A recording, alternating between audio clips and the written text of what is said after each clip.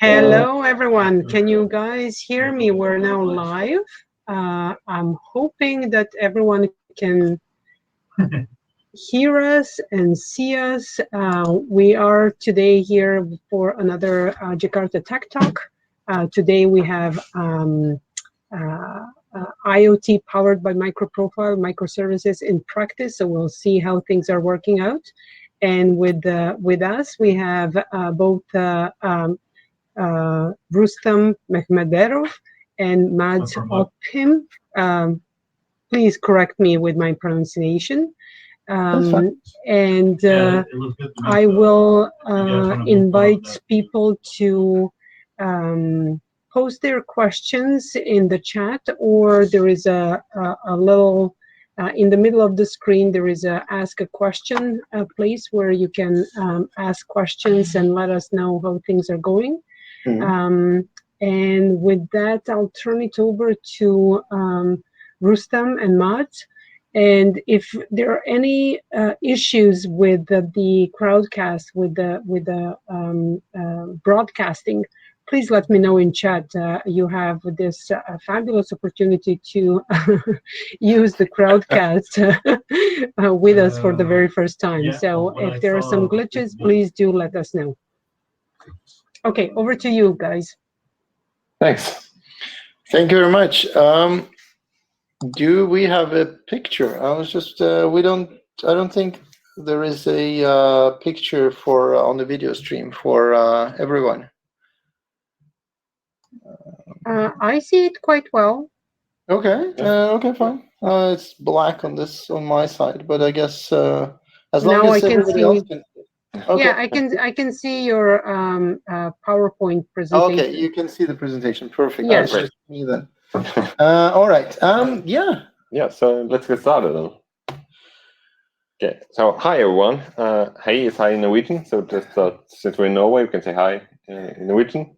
So welcome to this talk on Microprofile in practice. Yeah, it's. I guess it's. Should we present ourselves, or should we do it later, or how do we do that? Yeah, I think we can just say a couple of words. Yeah. Yeah. So my name is Mats, as Tanya just said. I'm a tech lead in a Norwegian consultancy company called Prometheus. Do mainly program in Java. And like that a lot. Yeah, and my name is Rustam. I also work together with Mats in the same company, and also I do quite a few community stuff as well. I'm leading a conference that you might have heard of called JavaZone. I've been doing it for the last 3 years, and before that involved in lots of parts of that conference and organizing that thing. And also, I do quite a bit of talks and stuff like that, mostly about Java and cloud and this kind of stuff. So you'll get our contact information in a bit. And well, as Tanya said, if there's any questions or anything, feel free to shout it out, and then we'll try to ask. We'll try to repeat them at some points, or as fast as we see them. Well, okay. Before we go further, some of you might be distracted by the fact that there are 3 light bulbs right ahead of us. You'll understand why later on during the presentation. We're going to use them for some fun. Yep. So this is supposed to be a demo. All right. Yeah. Why are we here then? Why are we doing this talk? And like the first motivation is like quite egoistic in a way, in the sense that both Rustam and I thought that Microprofile sounds fun. So what is it? So we figured we had to learn about it. So. Yeah. Well, the thing was that it's kind of introductory. I mean, for some of you who've worked with this kind of things before, it might seem to be kind of introductory, but in a way, it's also a way of trying out new technology and trying to find a kind of fun project to try that thing out, instead of using microservices and everything to write like super hardcore enterprise architecture kind of stuff. you can actually start with something fun, and then it will be much easier to get started with a few other projects. So this was our way of learning.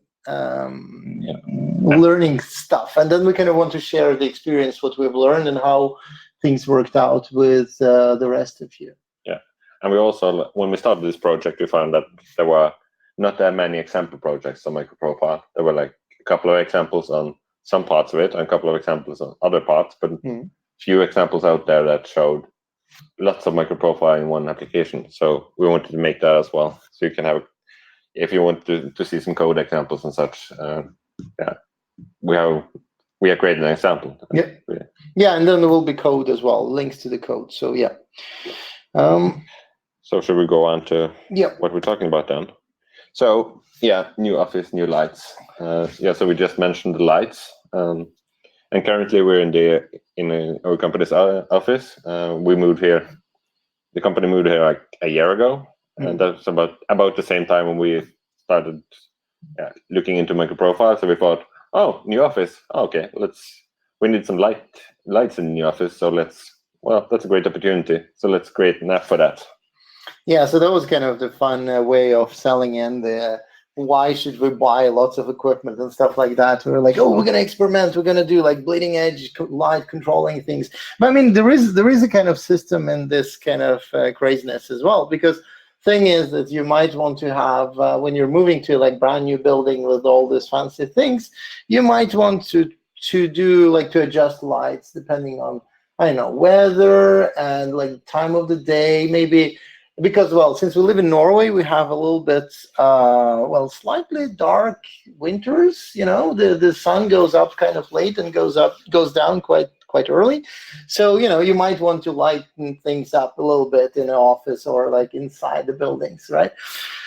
So the idea was to create something that will be controlled by outside conditions like sunny, cloudy, things like that, or maybe temperature or time of the year and things like that. And then, well, we thought maybe we should do something about it. Yeah, and another feature that we haven't implemented yet, but which I just came to think about, is that I work with some people that like a lot of lights around them when working. Yeah. Like myself, but I also work with people that prefer to like sit in total darkness, like no lights at all.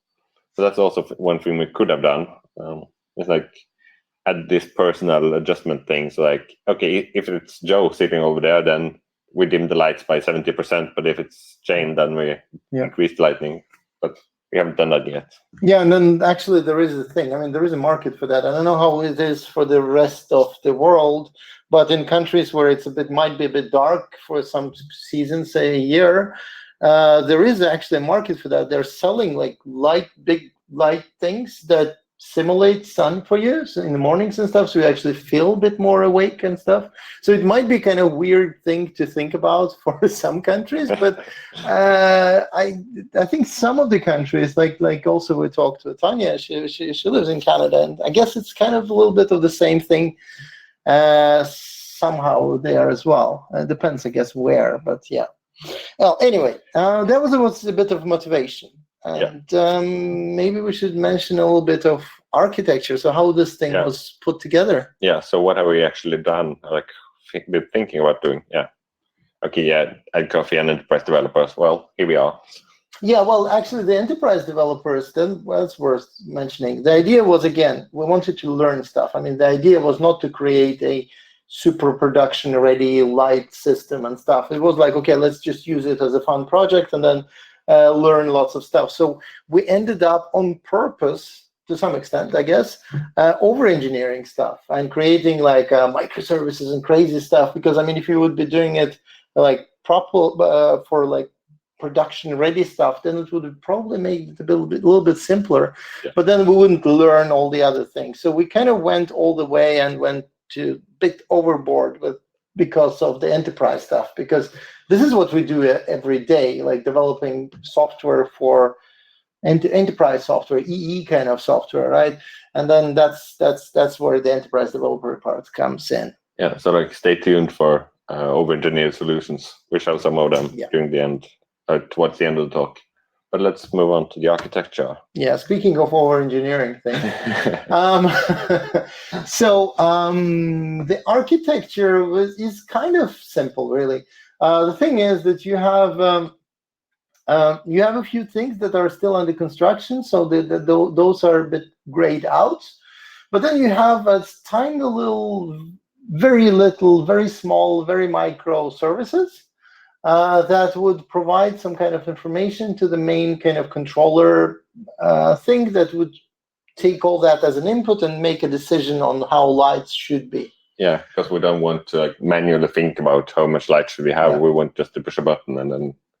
Or even don't push the buttons at all. Just even better. Yeah. I don't want to care about it. I want the computer to do it for me. So that's the part of the gateway service. That's the brain in a sense. Yeah, and then you have obviously things like obviously you need a time service that will provide surprise time.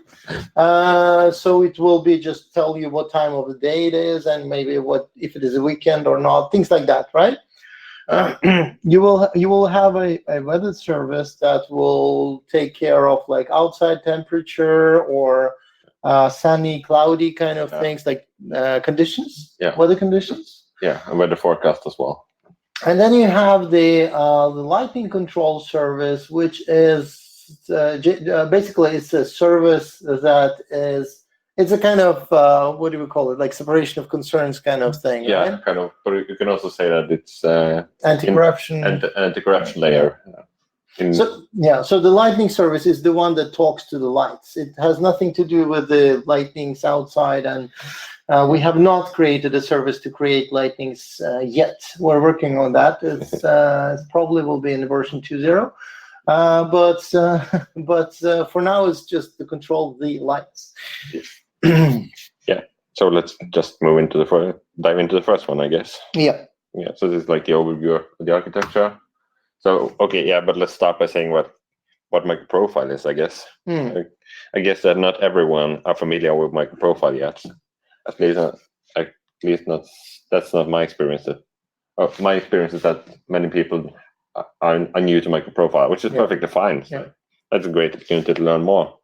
So easily put, like if you want to summarize Microprofile in one sentence, it's Java EE for microservices. Yeah, and it's actually very true, because we did this talk quite a few places, and we did kind of raise of hands, and we were like, okay, how many of you have used Java? And then it would be most of the people would raise hands, and Java EE, again, a lot.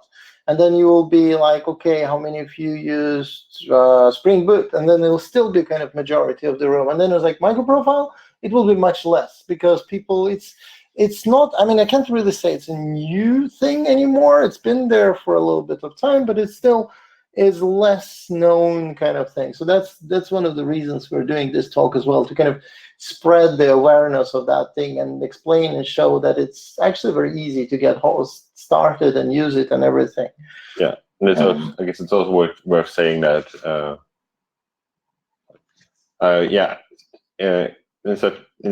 exactly the same way, or mostly the same way as Java EE or Jakarta EE, I guess it should say. As Jakarta EE, Microprofile is a standard. So it's like, it's not the Microprofile implementation as such, but it's a standard which several vendors can implement, which we'll come back to. Yeah, and also there is since I mentioned Spring Boot, we probably should say what is the difference, because there is also a thing that people usually ask. They were like, yeah, but isn't that the same as whatever, right? So I guess it's worth mentioning that as well. Yeah. Right? Yeah, it is. And like the short version, or like the short way to put that, it's like, if you are familiar with Java EE, Jakarta EE, then they're the same concepts, the same things are in Microprofile.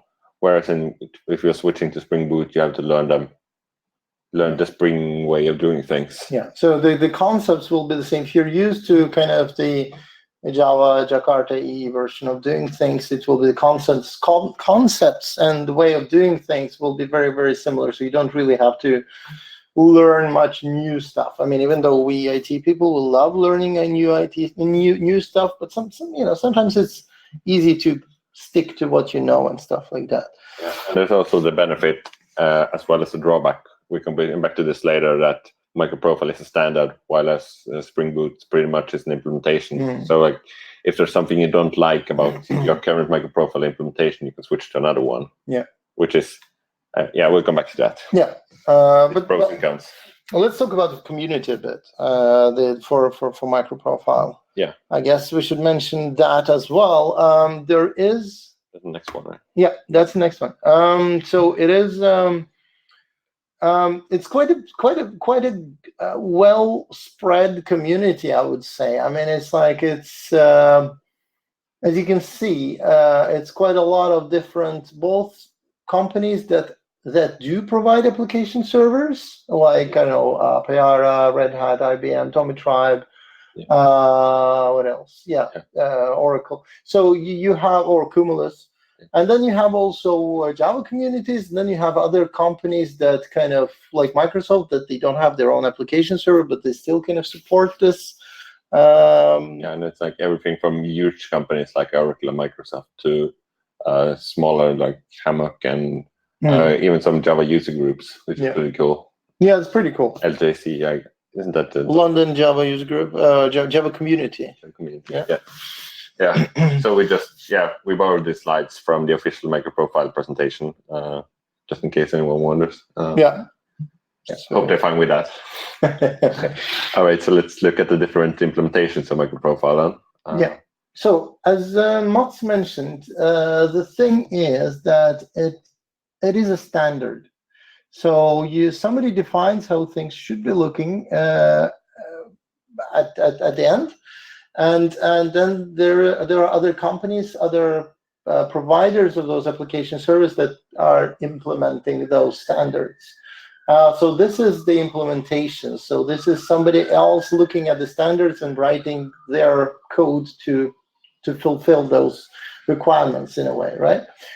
And well, there you can see quite a lot of I would say usual suspects there, because I mean there is a lot of things that you've seen before. You have Open Liberty, you have Tommy EE, you have Thorntail. So Thorntail, in case of you wondering, this is kind of a spin-off of a spin-off a little bit. So it's like fork in a way of what was Wildfly at some point. Like the microservice version of Wildfly, formerly known as Wildfly Swarm. Yeah. Familiar with that. So yeah, Wildfly Swarm was renamed to Thorntail, and then it got this cute little logo as well. So I think it looks nice. It's also worth saying a few words about the app server you might be missing here. Some of you might have noticed the Quarkus hype that's been going on since it was released like half a year ago. So Quarkus is Red Hat's new application server, ultra lightweight and so on. We're going to be using it on an example later on. Like one of the applications is running on Quarkus. Yeah. But what you might ask then, why aren't they shown here? And that's Quarkus is implementing most of the Microprofile standards, but not all of them. So you can't say that Quarkus is a full Microprofile implementation. But I guess soon, right? I mean, at some point. I think they're working on it. Yeah. Quarkus is doing something really different, so there are some work to do. Yeah. Okay, so now with that thing out of the way, I guess we should mention what's inside. I mean, what comes with the package? What is really Microprofile? As we said, it's a standard, and in the same way as Jakarta EE, it's like a collection of standards. It's more right to say. Yeah. So it's kind of a pick and mix kind of thing, where you kind of stand in front of a big wall of I don't know, like chocolates or whatever, and you just pick whatever you want and put it in your bag. So this is kind of, in a way, it is like that. And this is what this Microprofile standard was kind of picked for us. That makes the development of microservices and stuff like that much easier and much more smooth. And then you have things like obvious things like CDI, and obviously you cannot really create much of a microservices without a REST client or JSON-P or JAX-RS and JSON-B, things like that. But then it has also lots of nice features, like the health checks and stuff. Yeah, so like the underlying idea behind Microprofile, at least as far as I've understood it, is that the things you typically need in a microservice nowadays. And that includes, the usual suspects as Rista mentioned, but also, health tech, which is perfectly fine combined with Kubernetes. Yeah. So if you're doing Kubernetes liveness probe, readiness probe, perfectly fits with health tech. And then you have metrics that will also fit well with the other things that are there for measuring things. And you have obviously fault tolerance and all those kind of things that you really, most of the time, you won't really get away with a microservice that does not support those things, or you would want to support that, right? So I think the idea is that if you're doing a microservice in Java, you can get away with only one dependency on Microprofile. Yeah. In most cases. Yeah. And the thing is that, so what happens is that for each version that comes out, so now we're looking at 3.0, that's been released, 2 months ago? For each version, the things are kind of updating. So in most of the case, I mean, lately it's been not that much changes inside, like what boxes are added or removed, mostly added, but then they kind of keep on upgrading versions of that mostly. So REST client has been there for quite some time, but now it's version 1.3. So it's been updated, or health check. So as you can see, the blue ones has been updated since last version. And then you have the what orange. The color is, I don't know, yellow, orange, kind of whatever that thing is that there is no change from last time. Yeah. And it's getting a bit more stable now, so it's not really that much changes, but yeah. Yeah, we started doing this coding, obviously before version 3.0, and the upgrade from 2.2 to 3.0 took us 30 minutes, not even that. Like, we updated the version in some POM files, and it was really minor changes, and afterwards everything worked. So it was quite easy to upgrade, so it's starting to stabilize. It is stabilizing. It's quite stable. It is stable, yeah. And it's also very easy to create things. I mean, once you've done it once, yeah, right.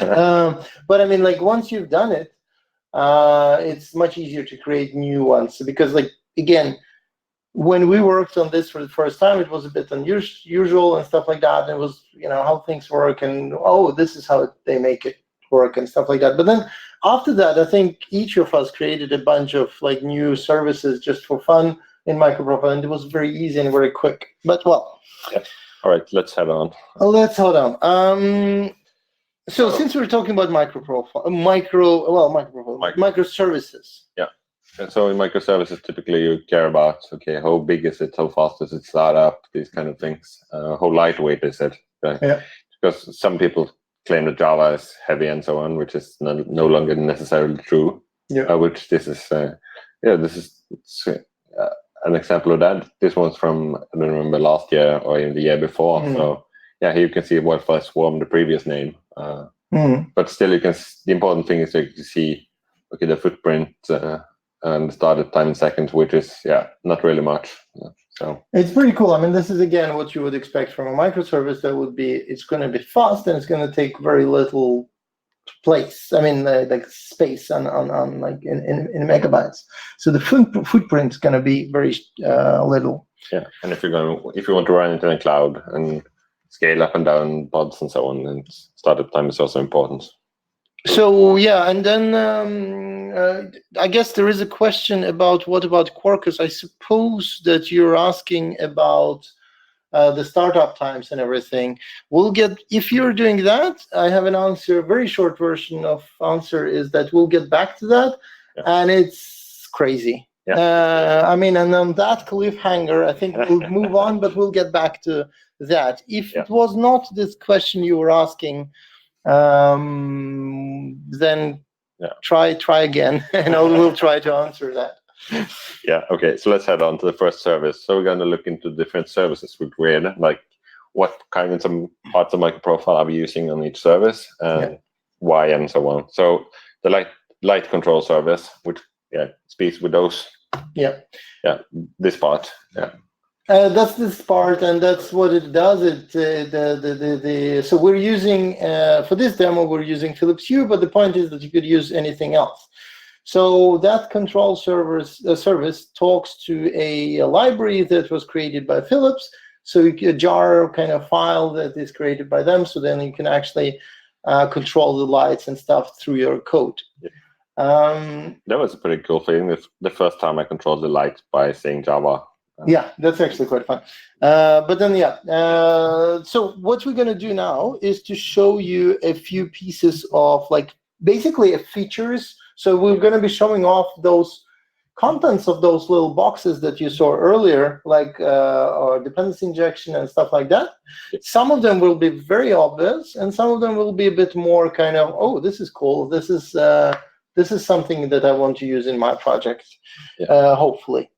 So let's start from the beginning, I guess. Yeah, the most obvious, I guess. Yeah, most obvious. CDI, dependency injection. It's exactly the same as Java Jakarta EE.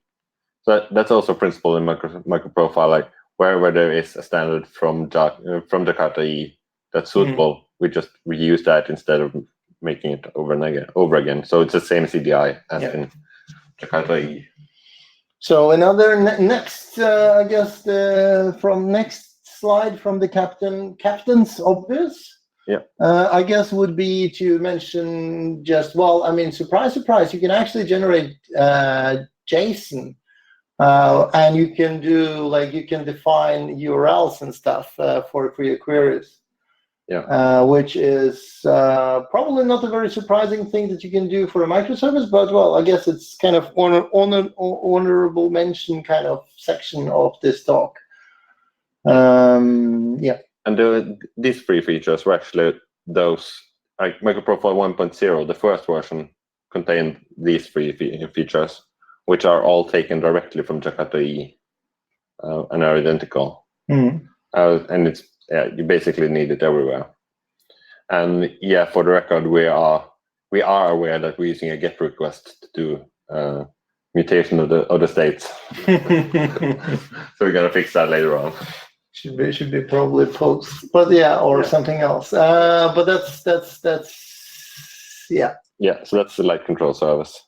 But if you haven't used that or you don't have an experience with this kind of thing, this is how you define a URL to talk to things. So at path, that would be this, and consumes and produces is basically where you define a MIME type of whatever it's going to be taking in as a parameter or returning back. So produces, so the thing will produce a JSON back and consumes that it expects some kind of text payload or something like that coming in. That's pretty straightforward. So with the more fun, no, maybe not enough. More complex things. More complex things. The logic. So this is the gateway service. This is the kind of the brains of the whole thing, right? So that one takes in the inputs from all the other services, and then it will also tells what to do to the lighting control service. So it takes lots of things in, calculates it somehow, and returns a value to the light. So say, set the lights to whatever. Okay, so in this one, we are using pretty much the same as we did on the light control service, but we're also just using config. Config injection. It's the config part, which is we are injecting config values from outside. So for our case, we are using it. So in our Docker file, I think we're saying what kind of color we want to have on the lights. And this is so here you can pass values from like a config map or something if you're on OpenShift, or you can provide it with parameter values if you from the Java-D something, or application properties file, or properties files and stuff like that. And then you have the whole hierarchy of the property files really that will kind of override each other. But then you can also provide, the cool thing is that you can actually provide the default values and stuff in the code that, like, in case everything else fails and all the other properties files and stuff are gone, you still have something like the lost kind of frontier with all the default values and stuff like that you can provide. Yeah, and you can also see that these are combined with inject, so CDI as well. So CDI is underlying very much a microprofile. Yeah, perhaps the most crucial thing. Yeah, in it. And it's also, yeah, and of course we are using it for colors, but you might typically use this for things like QRIs, maybe passwords, configurations and stuff like that, because normally you would want to do that when, like, for example, you have different values for different environments. So your production environment will have one value, and the development environment would have another one, and test one would have another one, and so on, so on. So that's where this is where it becomes really useful. So you can actually override those things. Yeah. A bit more advanced thing, I guess, is the next one, is where you can do health checks. And health checks is actually pretty cool, not because not because you as a human, as a human, it's perhaps not very interesting, but for a computer, it's very easy to say, is this service up or down? That we typically would use a health check for, like automatic check if, is my service running, application running properly? So basically, if you're running it in a container or whatever, and using, I don't know, say Kubernetes or something like that to control it. So this is one of the things it will be using to realize if my service is healthy or not. And if it's not healthy, I'll kind of kill it off and start another container with another one and see if that one is better. And so all this kind of pods and things that Kubernetes will do, and kind of try to rearrange things and turn things off and on and see if things are working and stable, and how many replicas it would have, and all those kind of things would be partially based on this health checks, right? And the cool thing is that you can actually control those with code, but we'll get back to that later. So so this is the happy path then. Yeah, so this is happy way, or happy, like everything is running and everything is fine. And then you have a little bit less happy days, where you can actually get to define your own messages and stuff, saying like, well, what's actually going wrong and what's happening and what's up and down and things like that. Yeah, so we're in the data field, you can say health check gateway not running properly, with this text we have added ourselves. So might be useful. And then if you go to the next one, probably is the most interesting for So this is how you define it. So if this is oversimplified, obviously, to fit it on a slide and to make it very, very easy to kind of grasp in a way. But so, okay, can we connect to this thing? Yes, we can. Okay, fine. Then we'll just return it's up and we're happy. And if not, then we do it's down and dot build, and it will kind of say, well, it's not really up. Yeah, and we also use this with data to add the text you saw on the previous slide. Yep. And like the only thing you have to do in order to create this method, in order to implement health check in your microprofile application, is to add, health this annotation, and you need to implement, and you need to do it on a CDI bean. You need to implement this health check interface, and override this one single method called call. And that's all there is. Yep. So this is primarily for computers, but for us humans, we might also be interested in, how well is my system running? Yeah. So we might be interested in metrics. So here's just a small snippet from like those kind of metrics you get out of the box. Because out of the box from Microprofile, you get metrics on things like how many threads I use, how many CPU cores I use, memory footprint, all these things, like the infrastructure generic things from a computer. And I mean, I remember when I was working a few years back on a quite big enterprise piece of software with lots of lines of code. I don't know, it was like closer to 500,000 lines of Java code. We ended up spending quite some time and quite a bit of code implementing those metrics and just putting them in the console of a application server running and stuff like that, and exposing it through whatever. And here you just add something and it just magically appears there. It's pretty cool, and there will be more examples. I think we have with the code and how to do that, and also we'll show you some other resources where the things. But we can move forward to so here we're on this slide you can see more generic. So this is built-in stuff. Yeah, but you can also say that in our application we're interested in how many times we do try to change lights. Yeah. So we can add a metric on that, which is what you see on the screen now. So you can also add your application-specific metrics, which writes easy annotations. And what happens is that probably worth mentioning, just in case you wonder. I mean, what will happen is that whenever you do all those things, Microprofile will automatically put it onto. It will generate the URL for you. So anything, whatever you're using as your kind of starter URL. So if you're running locally, it will be like localhost 8080 or something like that. But then /metrics.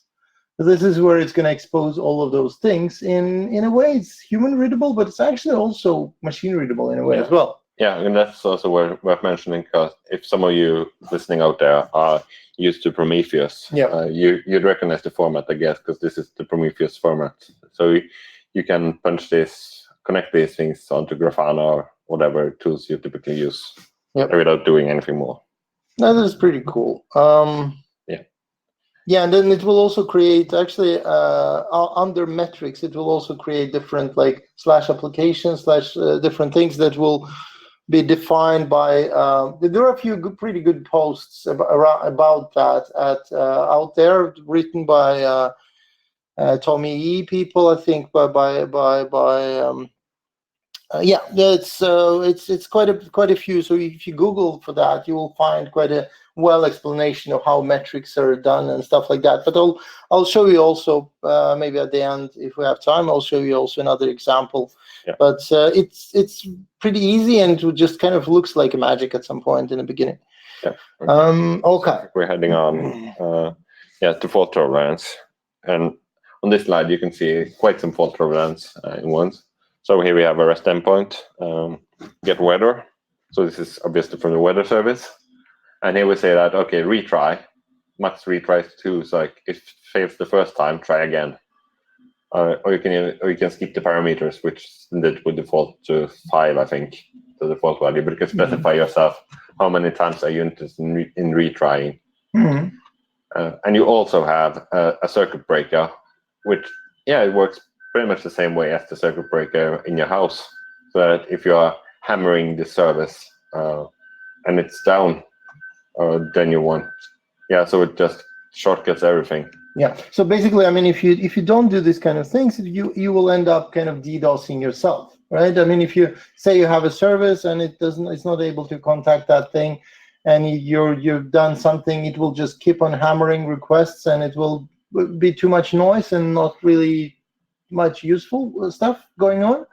So you might want to add a circuit breaker that will kind of, at some point, whenever it's not getting hold of that service, will just kind of stop nagging and just do something else. And we'll get back to do something else part in just a few slides. So just bear with us for a few more seconds. Yeah. So just another example from fault tolerance, it consists of several things you can use. So timeouts is another one. Yeah. So this one just throws an example if this call takes more than 2 seconds. Yeah, so basically, one thing is that your request fails. So max retries and stuff was more like, okay, it failed twice. Fine, then I'll not do anything. Then I'll just keep on doing something else. But then here it's it's not failing, but it's just not responding in time. So it will kind of introduce a lot of slowness. I don't know if you can say that into your system, and delays and stuff. So you might want to add that as well as a timeout. So you can do that. And then you have also another thing that fallback is another thing that you might want to do. So say you have a weather service, And that weather service is pretty nice and accurate and stuff, but it's a little bit slightly unstable. So then if that one fails, or if it's too busy, or I don't know, anything happens, you can actually add a fallback method that if that one fails, go and call the other method instead. And the other method might do things like defaulting to some kind of specific value, or trying another weather service that is less preferred but is still there. Yeah. You can do whatever you want, really. Yeah, and I think you can chain them as well. Yeah. But one thing to mention here is that I think we spent a couple of hours debugging, is that this method, the fallback method, must have the same signature as the method you're annotating.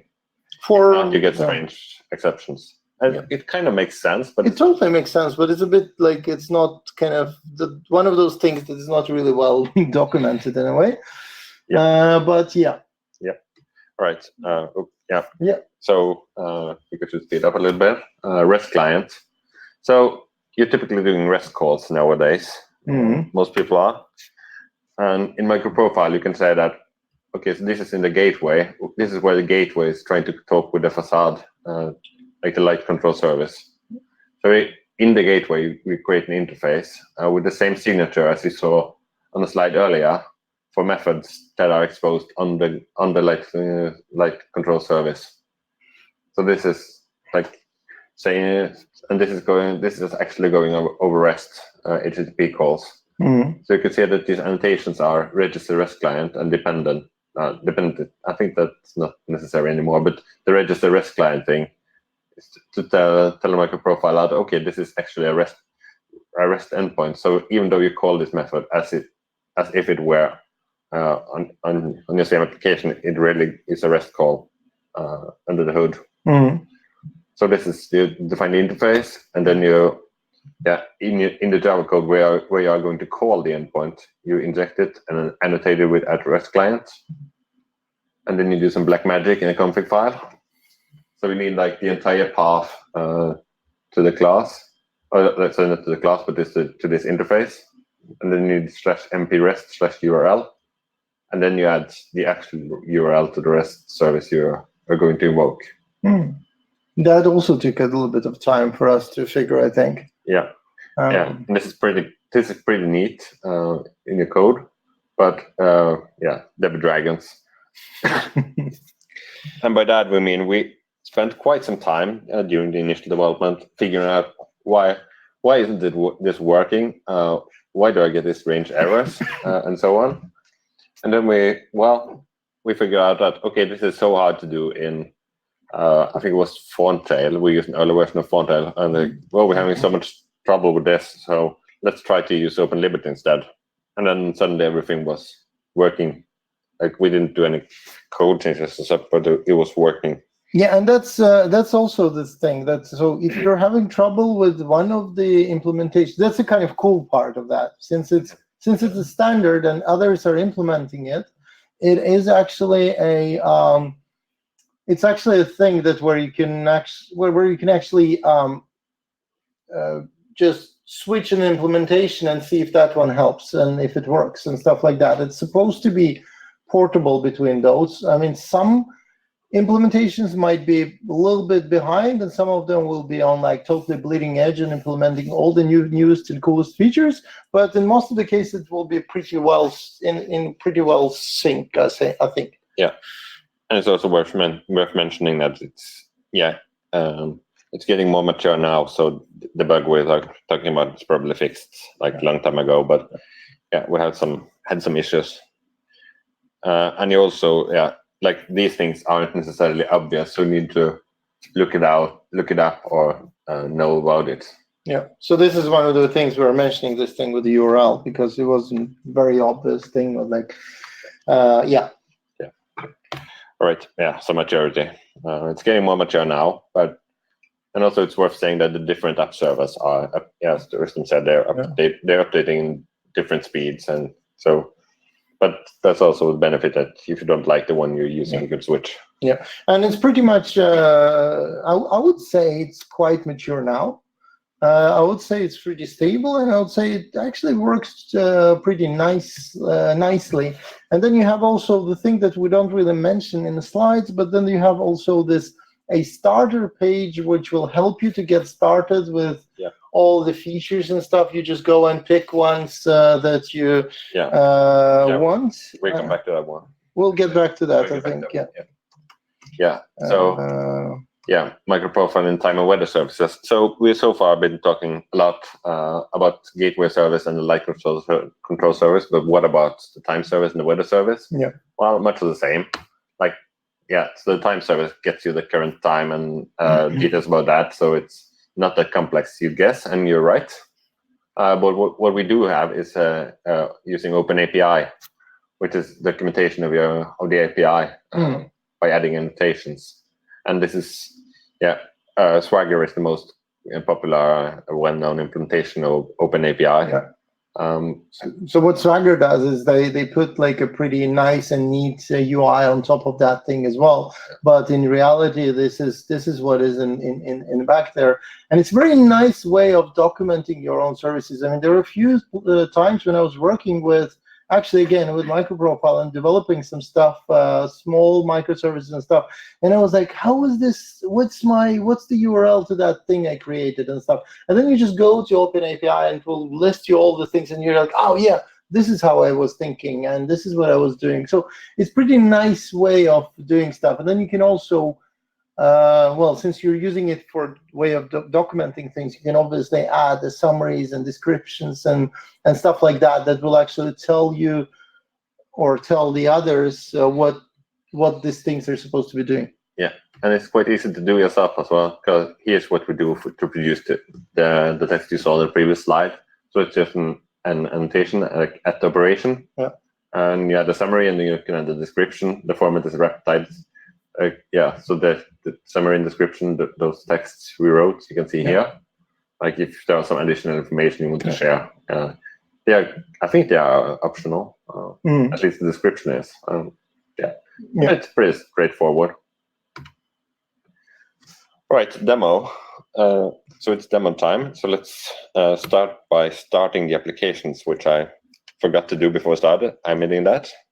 So we have 4 microservices, plus we have created a front end. You might want to zoom in on your font of this thing. Yeah, I might do. Perhaps a presentation mode. That might be a good idea. A few minutes, perhaps. But then at some point we need to figure out how to switch between screen and video camera, I think. Yeah, my part. Okay. Do I have my... Okay. Yeah, now... My terminal just disappeared. Terminal. Okay, so several of the containers are running in Docker. So we're doing Docker Compose to adjust that. And to the one of you asking if about Quarkus and startup time, it's a bit fun to see. Okay, let's just wait a little bit until everything is started. Yeah, so I don't know if you've been. Well, we can have a look at that. We can scroll back. So this is a little bit of a question about Quarkus. So the speed of that thing is quite amazing, really, because what happens is that what you will see soon. Yeah, so I'm just starting things. Bear with me for a moment. Just bear with us. This is like the demo gods happening again when you forget that you should have been doing something. So we do have a front end, which is start with npm run, and the gateway is running outside of the. Oops, this is pretty fascinating. Did you press the button? No. Okay, so here you can see a lot of error messages. So we're debugging that for a little second. Okay. No connection. Okay, hello access. Yeah, that's npm and that's node. Yeah, so this is like the front end starting up.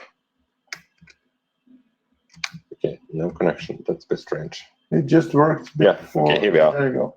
Okay, so what? Already running. Okay, so let's see what happens if we try to run this. Might work. Okay. But then we will have to switch between video and screen. I don't know how we do that. Oh, yeah, right. We'll figure out. You might need to like say stop sharing or something, I guess. Liberty. What? Okay, so it's not supposed to be running. Okay, this is strange. It's like the typical thing when everything is working when you're not on demo, and then you go in demo and nothing works. I guess we did not sacrifice enough rubber ducks for the demo. I guess that's what the sacrifice currency of that or whatever. Oh, we got a question in the meantime. How Java EE8 is different from Microprofile? Yeah, so like the short version of the Java EE8 is much bigger. Yeah. It's like the very short version. So think of it as a subset of, in a way. Well, not really subset, but yeah, kind of. I mean, it will be more and will be. Microprofile has a few things that Java EE8 does not. Yeah. But in like, I don't know how to explain it. Yeah, but like, you can also say that. Well, most application servers combine Java EE8 with Microprofile, so you can use features from Java EE8 or you can use features from Microprofile, depending on what you need in your context. So, yeah, it depends It depends. Yeah. All right, so here we are with the demo. Now I think it's working. So, do you now see my slide? You see my computer, but not the lights, I guess. I think at least as far as I can. You're welcome. I think as far as I can see, you don't see video of us, do you? No, I guess you don't. Then we try stop sharing. Stop sharing for a little bit. Here we are. Now we can see us, I guess. Maybe. Right. Can anyone see us? Yeah. Yep. Okay. Good. Then you can remember those lights. Remember. Well, yeah. We have some lights here, and you can see that the lights are pretty dimmed down. And on this simple Vue.js front end, so it's just a simple front end doing REST calls to the backends, and the backends. Yeah. Oh, sorry, I forgot that I don't share my screen anymore. But we can actually do things like. So now I'm pushing a button, the set lights button. It's like the fun demo part of it. And now you can see in a moment that these three lights are blinking a bit. Yeah, so because of the lights, all lights here, and so you probably have a hard time seeing, but this one's green, and this one's green, and this one's white. I don't know. It's very hard to. Yeah, well, you can see it on my hand, I guess. But then it's some kind of issue with the camera and the lights being too bright and the difference of the lights and stuff. Yeah. But the thing is that those two are green and this is white. But the reason for that is that this one is like only shades of white and those are colored lamps. So now I'm pushing the set lights button again. So this is like one-click light change. And you can see that it's dimming up and down and so on. Which is like, this is the end result behind all the fun things we were talking about. So this is like what it looks to a non-technical user. So there is a lot of like calls and JSON and REST APIs and everything happening in the background. But then in reality, what you actually see is the lights changing slightly color and changing a bit of. So what we did for the demo, so you can actually see things happening, we added a bit of randomness there. So the brightness and stuff like that will change for each time we refresh things, just because. We might have. There are people saying that they can see video and app, but I'm not sure if it is. Are you still having problems? There might be Crowdcast that is having a bit trouble. Yeah. Now I cannot see myself either. And seen the lights change. Well, cool. Hey, perfect. So Yeah. you get, okay, somebody have seen So even the video and the lights change. Yeah, Woo. so now I run the set lights command again. You can see that lights. Hopefully you can see that lights are twitching. And get into lots of lights. So yeah, so that's like the practice. So now I just dim them down because they're a bit disturbing to us. Bright lights right ahead of us. Yeah. But perhaps we should show some code as well. I think like the time is running fast.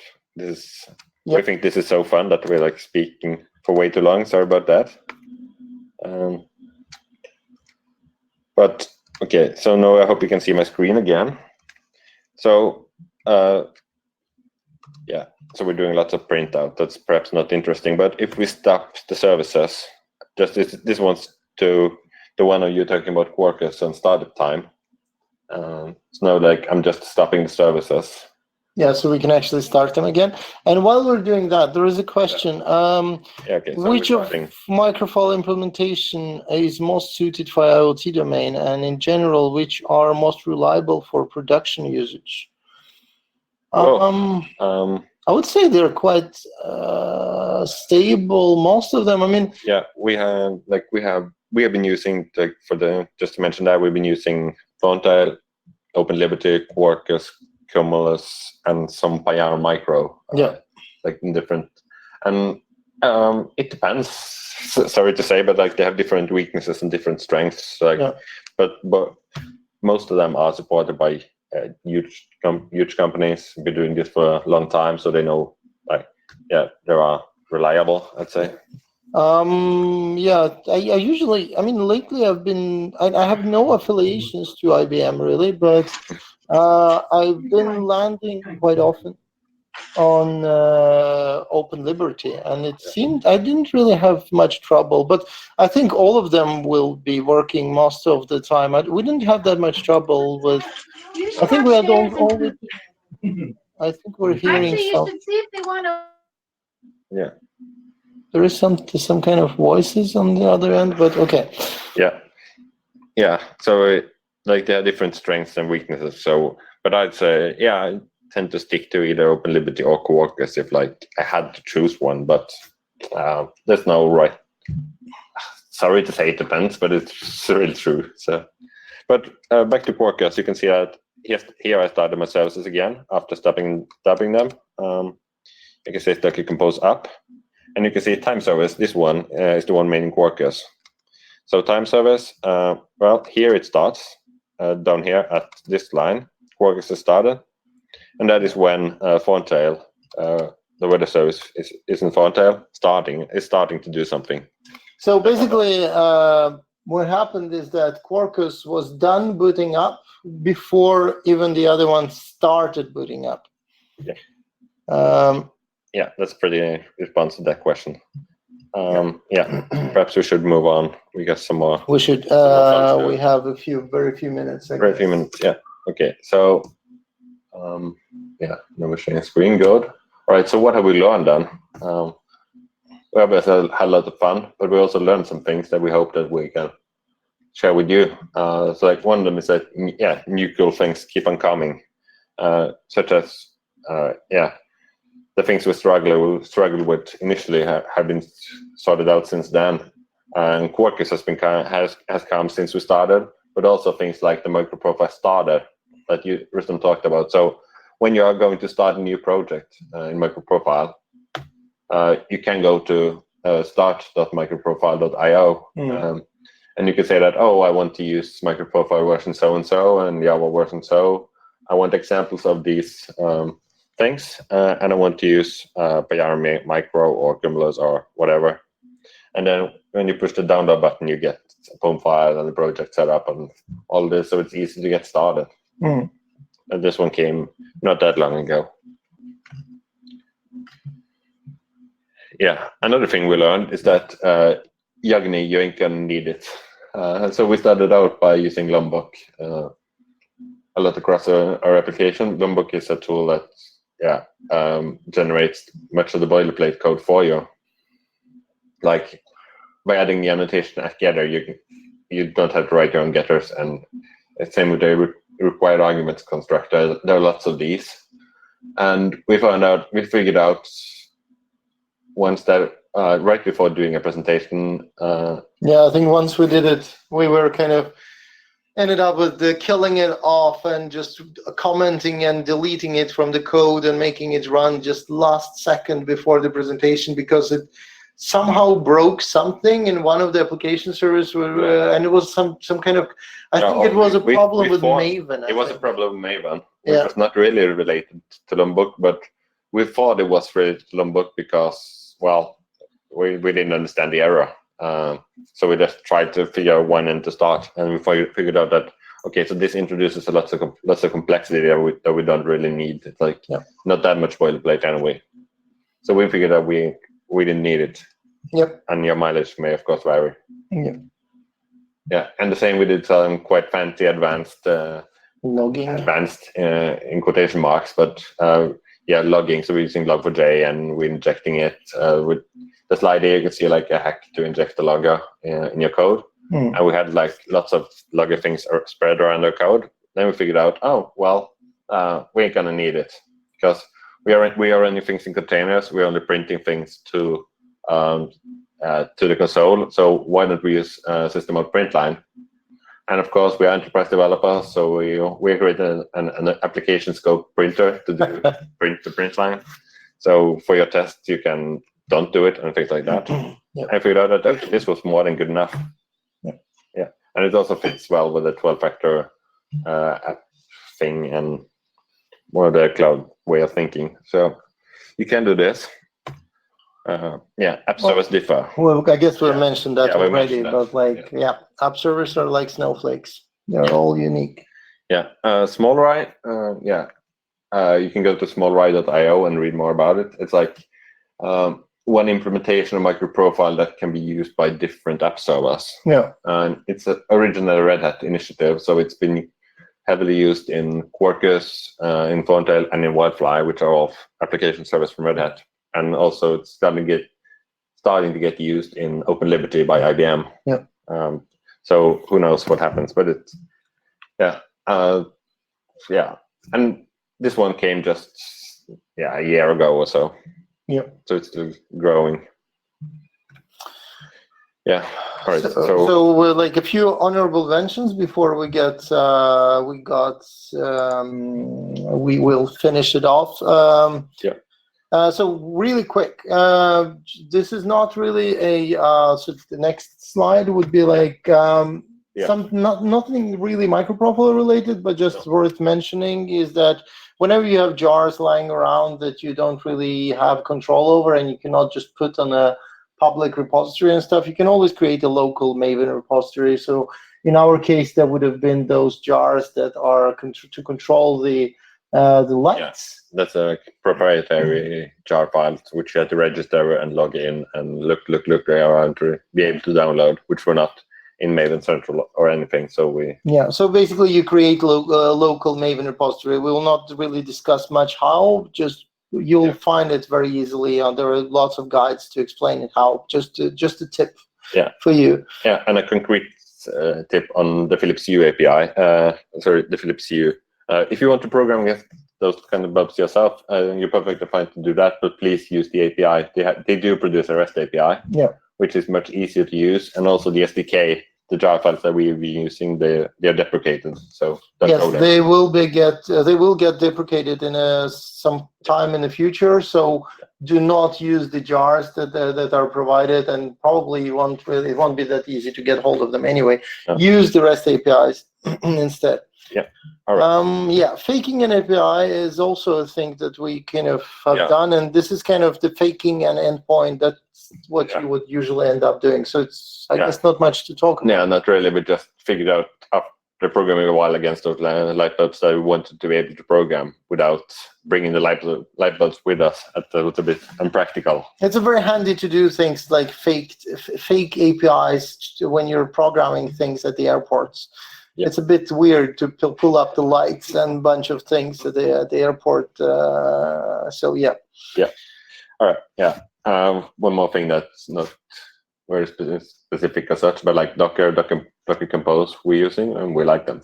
Yeah, it's been quite fun to Dockerize those components. It's easy to start and get it up and running and stuff like that. So not really much to. Yeah. And all the different app servers provide Docker files typically, so it's not really hard either. Yeah. But, so let's talk very, very quickly through future work, like things that we will be doing in the future or planning to do. Yeah, hopefully. So just a quick reminder that these are standards from Microprofile 3.0, and you've seen us using most of them, but you haven't seen us using neither JVT, JOT, I guess it's not JOT propagation, nor you haven't seen us been using open tracing. That's obviously future work. To use open tracing and use JOT application and propagation. So it's adding more security to the lights. That's kind of thing that we'll probably look into later. Yeah. And of course, also keeping up with the new versions of Microprofile is we keep trying to do that all the time. So Microprofile is still evolving. The discussions are going on what's going to be in the next version and so on, and we're of course using newest versions. We kind of try to keep it up and update it to new versions and stuff like that. The other thing that we really want to do is to add a bit more of fun stuff with Kubernetes and OpenShift and stuff like that, and also maybe even an Istio to see if we can do like the routing and all these kind of APIs and stuff like that for that can do for us. And we can also say that quickly that Microprofile fits very well with OpenShift and Kubernetes and Istio and all of it. So it's an easy fit, and there are people out there doing talks on this much better than we do. Like Emily Jiang, for example, has specific talks on Microprofile and Istio. Yep. So if you're interested in that, go. Just Google search for Emily. Yeah. All right. Everything we've been talking about, at least the code and the documentation we created as well, is in GitHub. We accept pull requests happily. So or if you have questions or issues or whatever, we're happy to get feedback. Yep. So here's the link. I think we'll also publish the slides afterwards, I guess. Yeah, I guess there will be also a video of that, but so everything is on GitHub. So this is the URL. Go there and you'll see the code. We have also written a few things, like a few blog posts and stuff about getting started with Microprofile and stuff like that. So the first one is the link from the previous slide. So and then the second one is this first part of a kind of series of posts that I kind of started on writing to explain the basics and getting started of Microprofile and stuff like that. So that one is more about defining endpoints and stuff like that, and how you can define different MIME types and return different things and generate files and things like that. Yes. And like the lower one is I started getting questions from here and there, like what is Microprofile, what do I use it for, why, and that's like a brief overview, and it's maybe kind of a summary of what we've been talking about for an hour now, summarized in a short blog post. But of course you can also go to microprofile.io, the official webpage, and get even more information. Yeah. And sorry? Yeah, go ahead. No, sorry. Yeah. So this is our last slide. Or do we need to? We can show the last slide with our Twitter handles as well. Yeah. So this is us. If I tried to follow up with the questions and stuff in the chat, but I might have overlooked some. If I did, I'm really sorry about that, and just feel free to type them over again or copy paste them or ping us on Twitter. So this is us, two of us on Twitter. Or any other kind of media to get hold of us is fine. I guess that would be it. In case you have more questions or anything, either shoot it, like write it down in the chat or ping us on Twitter later.